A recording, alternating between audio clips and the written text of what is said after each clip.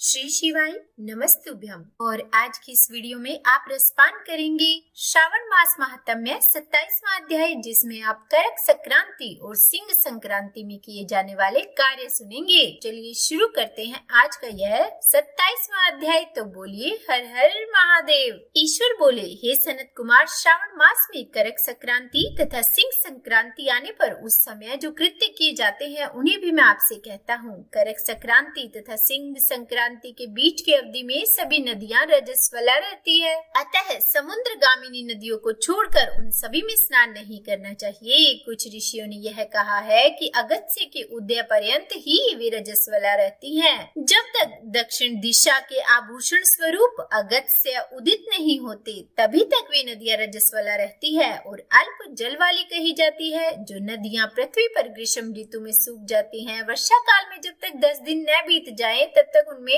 स्नान नहीं करना चाहिए। जिन नदियों की गति स्वतः 8000 धनुष तक नहीं हो जाती तब तक वे नदी शब्द की संज्ञावली नहीं होती, अपितु वे गर्त कही जाती हैं। करक संक्रांति के प्रारंभ में 3 दिन तक महानदियां रजस्वला रहती है। वे स्त्रियों की भांति चौथे दिन शुद्ध हो जाती हैं। हे मुनि, अब मैं महानदियों को बताऊंगा, आप सावधान होकर सुनिए। गोदावरी, भीमरथी, तुंगभद्रा, वेनिका, तापी, पयोष्णी, ये 6 नदियां विंध्य के दक्षिण में कही गई है। भागीरथी, नर्मदा, यमुना, सरस्वती, विशोकावित्सता, ये 6 नदियां विंध्य के उत्तर में कही गई है। ये 12 महानदियां देवऋषि क्षेत्र से उत्पन्न हुई हैं। हे मुनि, देविका, कावेरी, वंजना, कृष्णा, ये महानदियां करक संक्रमण के प्रारंभ में 1 दिन तक रजस्वला रहती है और गौतमी नामक नदी करक संक्रमण होने पर 3 दिनों तक रजस्वला रहती है।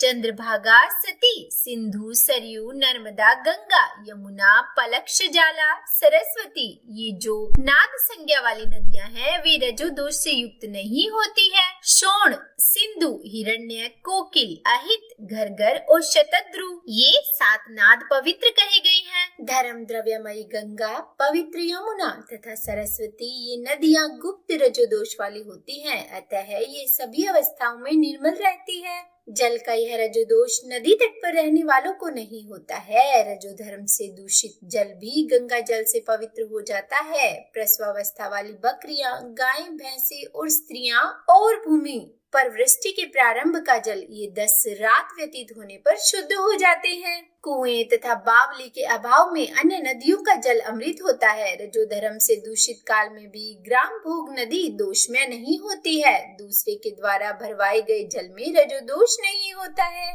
उपाकर्म में, उत्सर्ग कृत्य में, प्रातः काल के स्नान में, विपत्तियों में, सूर्य ग्रहण काल में तथा चंद्र ग्रहण काल में रजोदोष नहीं होता है। हे सनत कुमार, अब मैं सिंह संक्रांति में गो प्रसव के विषय में कहूँगा। सिंह राशि में सूर्य के संक्रमण होने पर यदि गो प्रसव होता है तब जिसकी गाय प्रसव करती है उसकी मृत्यु 6 महीनों में हो जाती है। मैं इसकी शांति भी बताऊंगा जिससे सुख प्राप्त होता है। प्रसव करने वाली उस गाय को उसी क्षण ब्राह्मण को दे देना चाहिए। उसके बाद घृत मिश्रित काली सरसों से होम करना चाहिए। उसके बाद व्याहतियों से घृत में सिक्त तिलों की 1008 आहुतियां डालनी चाहिए। उपवास रखकर विप्र को प्रयत्न पूर्वक दक्षिणा देनी चाहिए। सिंह राशि में सूर्य के प्रवेश करने पर जब गोष्ठ में गौ प्रसव होता है तब कोई अनिष्ट अवश्य होता है, अतः उसकी शांति के लिए शांति कर्म अनुष्ठान करना चाहिए। अस्यवाम, इस सूक्त से तथा तदश्विनो, इस मंत्र से तिल तथा घृत से 108 आहुतियां देनी चाहिए और मृत्युंजय मंत्र से 10,000 आहुतियां डालनी चाहिए। उसके बाद श्री सूक्त से अथवा शांति सूक्त से स्नान करना चाहिए। इस प्रकार किए गए विधान से कभी भी भय नहीं होता है। इस प्रकार यदि श्रावण मास में घोड़े दिन में प्रसव करे तो इसके लिए भी शांति कर्म करना चाहिए। उसके बाद दोष नष्ट हो जाता है। हे सनत कुमार, अब मैं करक संक्रांति में, सिंह संक्रांति में तथा श्रावण मास में किए जाने वाले शुभप्रद दान का वर्णन करूंगा। सूर्य के करक राशि में स्थित होने पर घृत धेनु का दान तथा सिंह राशि में स्थित होने पर स्वर्ण सहित छत्र का दान श्रेष्ठ कहा जाता है तथा श्रावण मास में दान अति श्रेष्ठ फल देने वाला कहा गया है। भगवान श्रीधर की प्रसन्नता के लिए श्रावण मास में घृत कुंभ घृत देनु तथा फल विद्वान ब्राह्मण को प्रदान करने चाहिए। मेरी प्रसन्नता के लिए श्रावण मास में किए गए दान अन्य मासों के दानों की अपेक्षा अधिक अक्षय फल देने वाले होते हैं। 12 महीनों में इसके समान अन्य मास मुझको प्रिय नहीं है। जब श्रावण मास आने को होता है तब मैं उसकी प्रतीक्षा करता हूँ। जो मनुष्य इस मास में व्रत करता है वह मुझे परम प्रिय होता है, क्योंकि चंद्रमा ब्राह्मणों के राजा है, सूर्य सभी के प्रत्यक्ष देवता है, ये दोनों मेरे नेत्र है।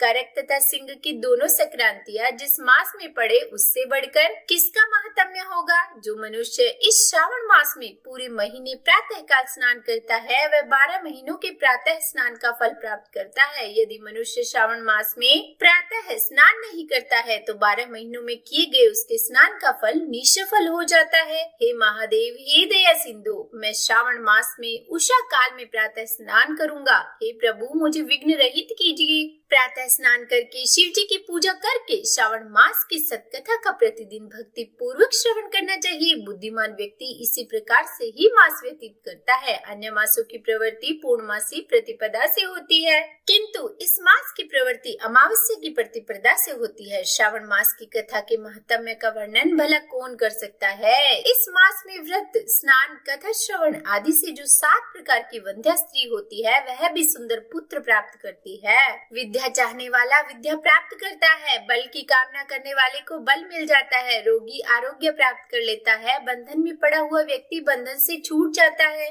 धन का अभिलाषी धन को पा लेता है, धर्म के प्रति मनुष्य का अनुराग हो जाता है तथा पत्नी की कामना करने वाला उत्तम पत्नी पाता है। हे मानद, अधिक कहने से क्या प्रयोजन। मनुष्य जो जो चाहता है उसको पा लेता है और मृत्यु के बाद मेरे लोक को पाकर मेरे सानिध्य में आनंद प्राप्त करता है। कथा सुनाने के बाद वस्त्र, आभूषण आदि से कथावाचक की विधिवत पूजा करनी चाहिए। जिसने वाचक को संतुष्ट कर दिया उसने मानो मुझ शिव को प्रसन्न कर दिया। श्रावण मास का महात्म्य सुनकर जो वाचक की पूजा नहीं करता, यमराज उसके कानों को छेदते हैं और वह दूसरे जन्म में बहरा होता है। अतः सामर्थ्य अनुसार वाचक की पूजा करनी चाहिए। जो मनुष्य उत्तम भक्ति के साथ इस श्रावण मास महात्म्य का पाठ करता है अथवा सुनता है अथवा दूसरों को सुनाता है उसको अनंत पुण्य की प्राप्ति होती है। तो बोलिए हर हर महादेव। इस प्रकार श्री स्कंद पुराण के अंतर्गत ईश्वर सनत कुमार संवाद में श्रावण मास महात्म्य में नदी रजो दोष सिंह गो प्रसव सिंह करकट श्रावण स्तुति वाचक पूजा कथन नामक 27वां अध्याय पूर्ण हुआ। और अब इसके आगे कल 28वें अध्याय में हम श्री अगस्त्य जी को अर्घ्य प्रदान की विधि सुनेंगे। तो चलिए सुनाते हैं आपको शिव चालीसा। जय गणेश गिरिजा सुवन मंगल मूल सुजान, कहत अयोध्या दास तुम देहु अभय वरदान। जय गिरिजापति दीन दयाला, सदा करत संतन प्रतिपाला। भाल चंद्रमा सोहत नीके, कानन कुंडल नागफनी के। अंग गोर शिर गंग बहाई, मुंड माल तन शार लगाए। वस्त्र खाल बागंबर सोहे, छवि को देखी नाग मन मोहे। मैना मातु की हवे दुलारी, बाम अंग सोहत छवि न्यारी। कर त्रिशूल सोहत छवि भारी, करत सदा शत्रुन क्षयकारी। नंदी गणेश सोहे तह कैसे, सागर मध्य कमल है जैसे। कार्तिक शाम और गणराऊ, या छवि को कही जात न काऊ। देवन जब ही जाय पुकारा, तब ही दुख प्रभु आप निवारा। किया उपद्रव तारक भारी, देवन सब मिले तुम ही जुहारी। तुरत षडानन आप पठायऊ, लव निमेष मह मारी गिरायऊ। आप जलंधर असुर संहारा, सुयश तुम्हार विदित संसारा। त्रिपुरासुर सन युद्ध मचाई, सब ही कृपा कर लीन बचाई। किया तपहि भागीरथ भारी, पूरब प्रतिज्ञा तासु पुरारी। दानिन मह तुम सम को नाही, सेवक स्तुति करत सदाही। वेद नाम महिमा तब गावी, अकत अनादि भेद नहीं पाई। प्रकटि उद्धि मंथन में ज्वाला, जरत सुरासुर भये विहाला। की नहीं दया तहम करी सहाई,